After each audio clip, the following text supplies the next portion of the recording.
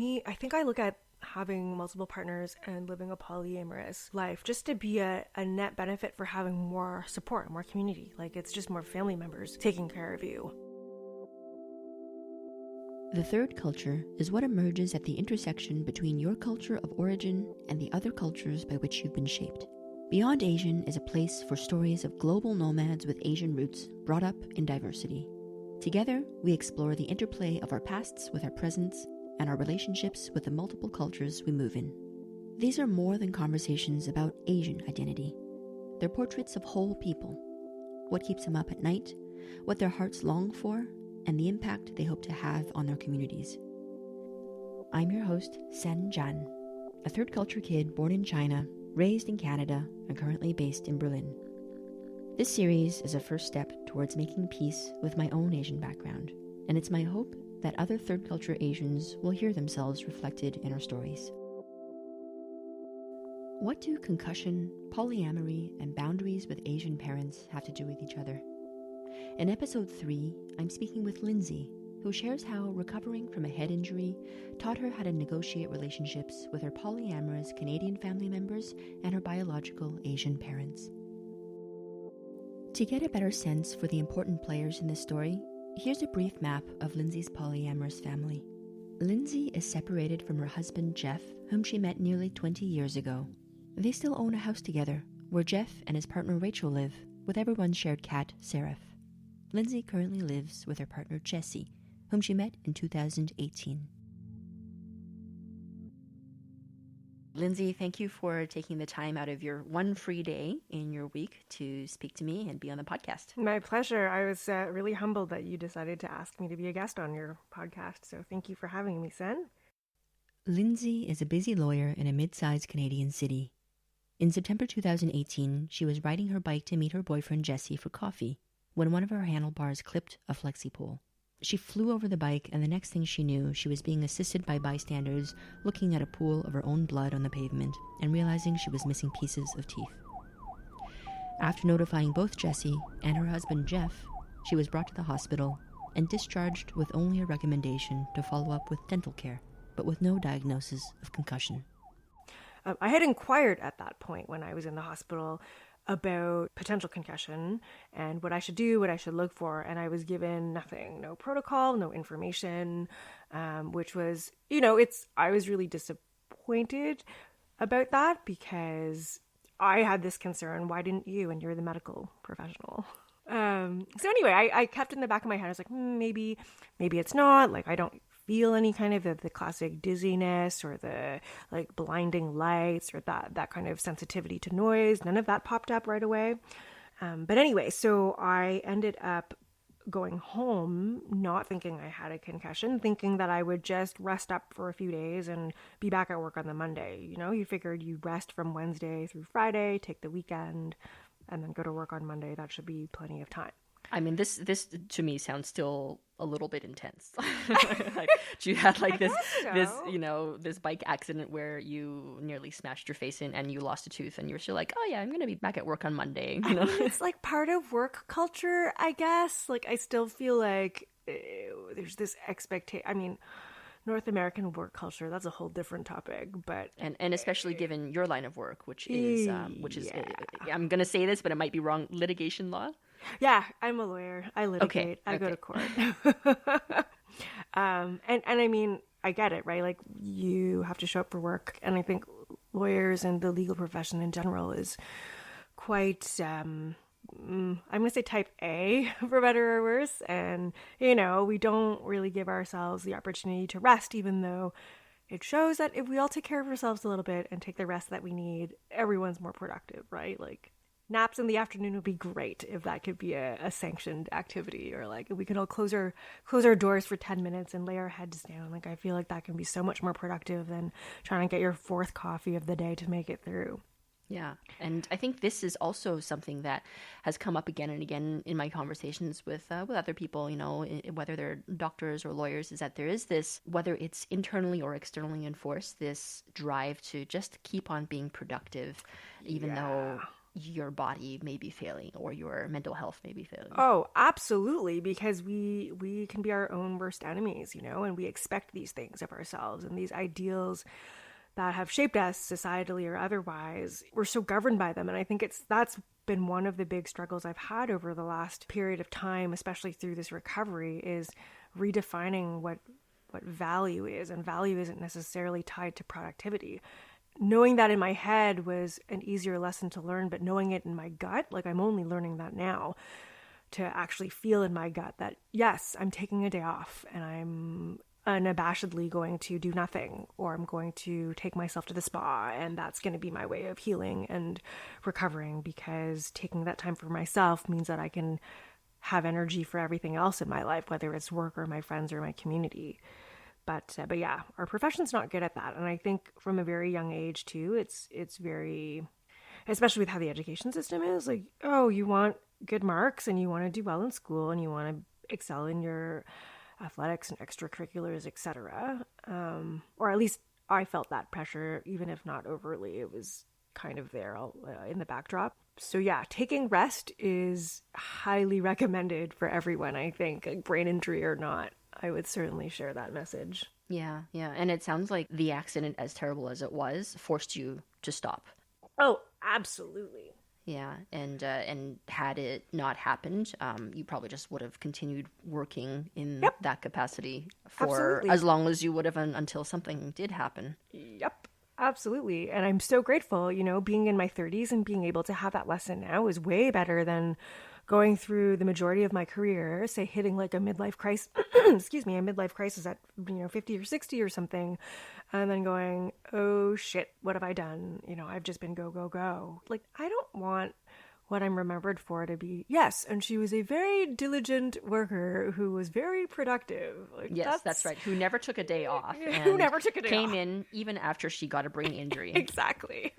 Right. She toughed it out. And I was like, well, that's, I don't know. Yeah, that's not what I want to be remembered for. No, it really isn't. Yeah. So, no, it's funny. Jesse had joked quite early on that this was the concussion I needed. And I kind of scratched my head a little bit and was like, yeah, I think he's right. He's totally right. It forced me to stop in ways that I wouldn't have stopped otherwise, because I am very go.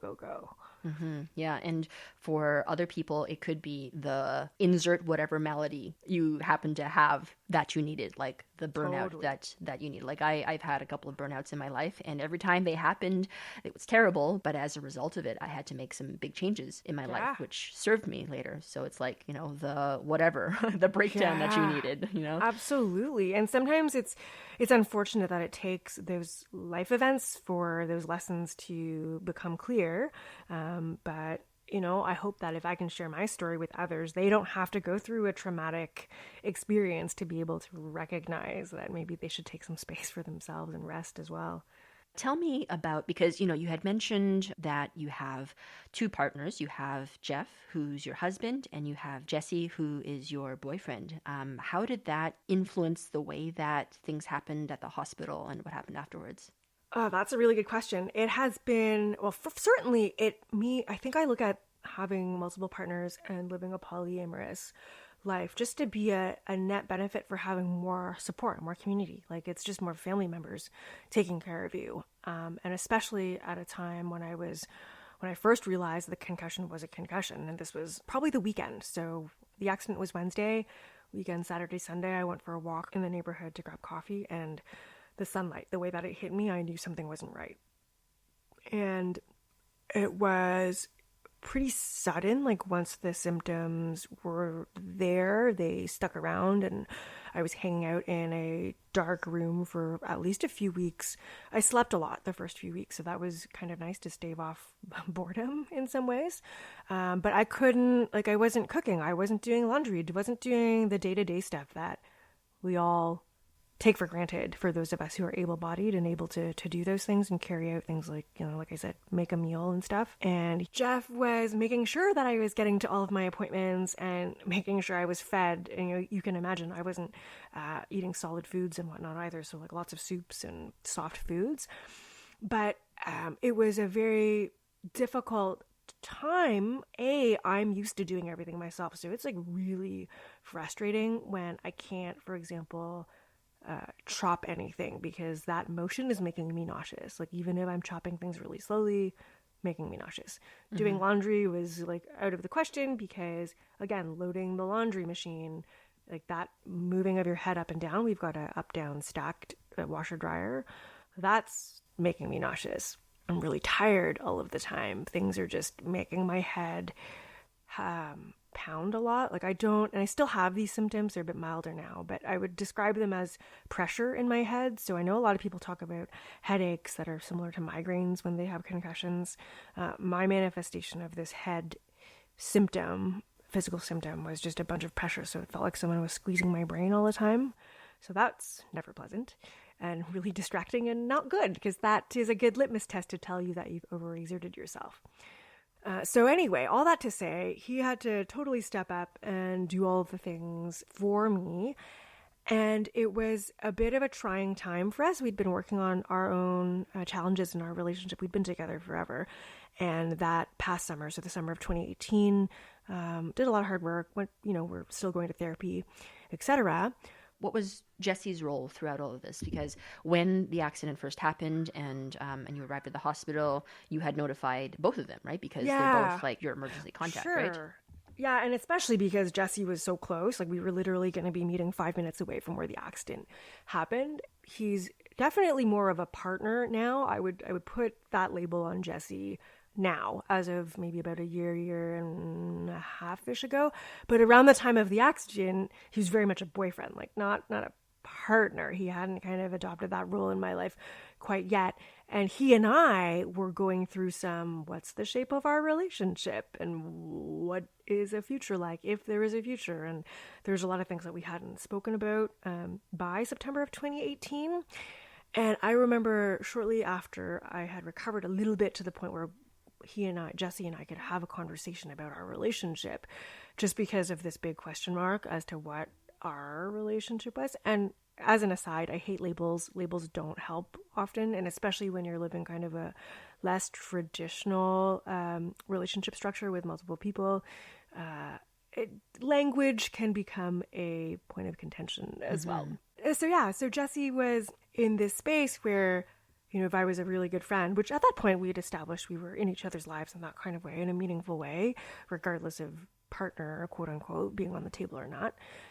He came to visit me quite a bit when I was lounging about and not leaving the house and going stir crazy with cabin fever because, again, there wasn't much I could do. So having his company there, even in parallel and like sharing space, was really nice because at that point, given the context I had just talked about with Jeff and my relationship and Jeff's work of making sure my needs were met from a shelter, food, getting to places perspective, I didn't feel like my emotional needs were being met, and Jeff wasn't capable of giving that to me, which, through no fault of anybody, it's just the context of what was.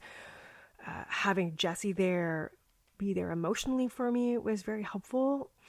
But knowing that I had people for me, including my partners, and then actually eventually Jeff's partner, she came back to help take care of me as well. So to your question much earlier on about this, having this network and being poly, through this time of recovery, it's been really, really beneficial to have a big support network. So I'm very grateful for that.